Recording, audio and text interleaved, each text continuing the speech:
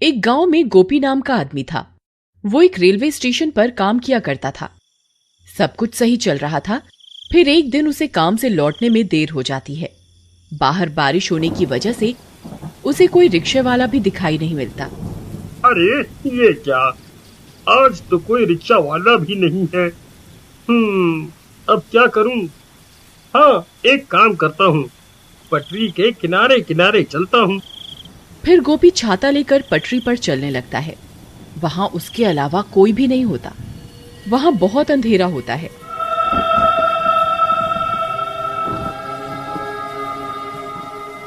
हे भगवान, यहाँ तो बहुत अंधेरा है। कहीं मैंने इस रास्ते से आकर कोई गलती तो नहीं कर दी? तभी पीछे से कोई उसका नाम पुकारता है, गोपी गोपी। अरे मर गए रे, यहाँ तो कोई भी नहीं है। फिर पीछे से मेरा नाम कौन पुकार रहा है? क्या करूं? फिर गोपी पीछे मुड़कर देखता है तो वहाँ कोई भी नहीं होता।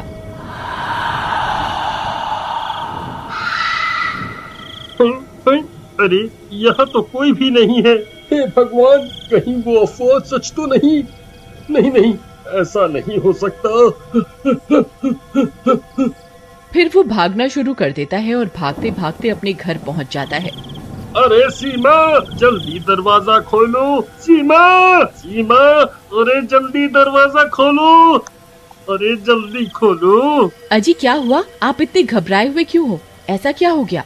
अरे जल्दी अंदर चलो, आज तो मैं बाल बाल बच गया।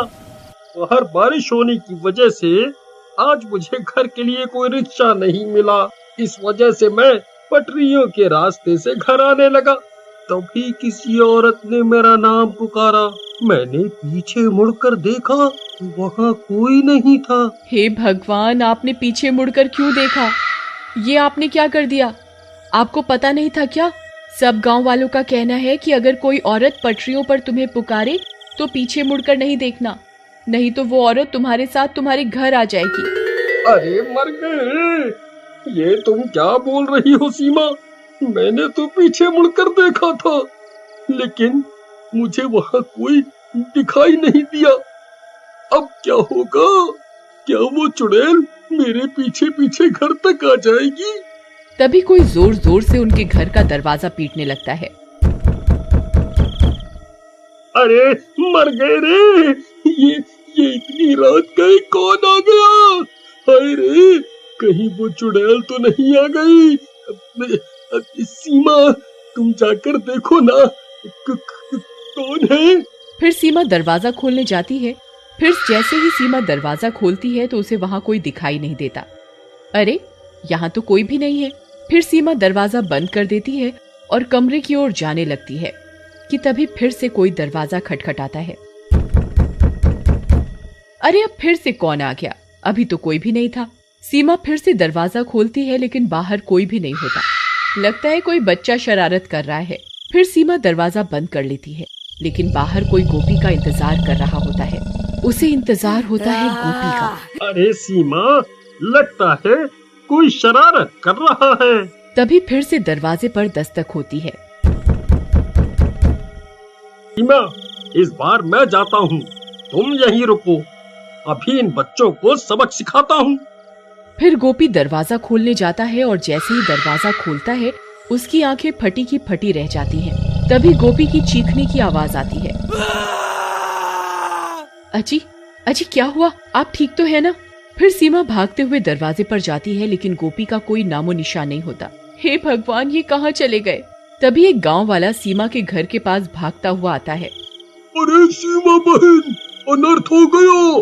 तुम्हारे घर एक औरत सफेद साड़ी में आई और गोपी भाई को घसीटते हुए अपने साथ पटरियों की तरफ ले गई। लेकिन ये कैसे हो सकता है? भला एक औरत इन्हें कैसे घसीट सकती है? अरे बहना, वह कोई आम औरत नहीं थी, उसके पैर उल्टे थे। वो वही चुड़ैल थी जिसे लोगों ने अक्सर पटरियों पर चलते हुए देखा है। हे भगवान, वीरू भैया, हमें इन्हें बचाना होगा। आप चलिए मेरे साथ। फिर वे लोग अपने साथ कुछ गांव वालों को लेकर उन रेल की पटरियों की तरफ जाते हैं। वहां बहुत अंधेरा होता है। अरे गोपी भाई, आप कहाँ हैं? गोपी भैया, क्या आप मुझे सुन सकते हैं? अरे भाइयों, मैं यहाँ हूँ, इधर देखो आगे की तरफ, मुझे बचाओ, कोई मेरी मदद करो। अरे ये तो गोपी भैया की आवाज है, ये तो सामने से आ रही है, चलो भाइयों। फिर वे लोग दौड़ते हुए गोपी की आवाज का पीछा करने लगते हैं और कुछ ही देर में वहां पहुंच जाते हैं। वहां पहुंचकर उनकी आंखें फटी की फटी रह जाती हैं। चुड़ैल ने गोपी को रेल की पटरियों के बीच गाड़ रखा होता है। गोपी का सर बाहर होता है और बाकी का शरीर जमीन के अंदर होता है। अरे गोपी भाई, ये आपको किसने जमीन के अंदर गाड़ दिया? अरे भाई, मेरी मदद करो, उस चुड़ैल ने मेरी ये हालत कर दी है, वो यहीं आसपास ही है, जल्दी से मुझे बाहर निकालो, कहीं कोई ट्रेन आ गई तो मैं नहीं बचूंगा। फिर कुछ गांव वाले गोपी का सर पकड़कर उसे बाहर खींचने की कोशिश करने लगते हैं। आई मम्मी, आई, अरे नास मिटो, ये क्या कर रहे हो? मेरी गर्दन धड़ से अलग करना चाहते हो क्या? आई आई। तभी डरावनी डरावनी आवाजें आने लगती हैं। अरे भाइयों, जल्दी मुझे यहाँ से निकालो, मैं उस चुड़ैल को महसूस कर सकता हूँ, वो यहीं कहीं है, जल्दी करो। तभी वो चुड़ैल वहाँ पहुँच जाती है। चुड़ैल को अपने सामने देखकर सबकी हालत खराब हो जाती है। अरे मर गए रे, ये तो वही पटरियों पर घूमने वाली चुड़ैल है, अब क्या करें? भाइयों, मैं तो कहता हूँ जल्दी से यहाँ से निकल लेते हैं, नहीं तो ये किसी को जिंदा नहीं छोड़ेगी। अरे कमबख्त, मुझे यहाँ अकेला छोड़कर जाने की बात कर रहा है, मेरा क्या होगा? नहीं नहीं, मैं इन्हें अकेला छोड़कर कहीं नहीं जाऊंगी। तभी उन्हें ट्रेन की सायरन की आवाज आती है।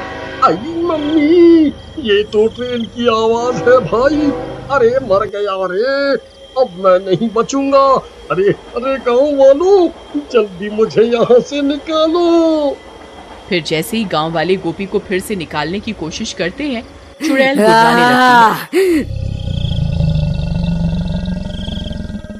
अरे भागो रे, ये चुड़ैल अब हमें नहीं छोड़ेगी, भागो। फिर वे सब गांव वाले पटरी से दूर भाग जाते हैं। ट्रेन की आवाज भी अब तेज हो जाती है।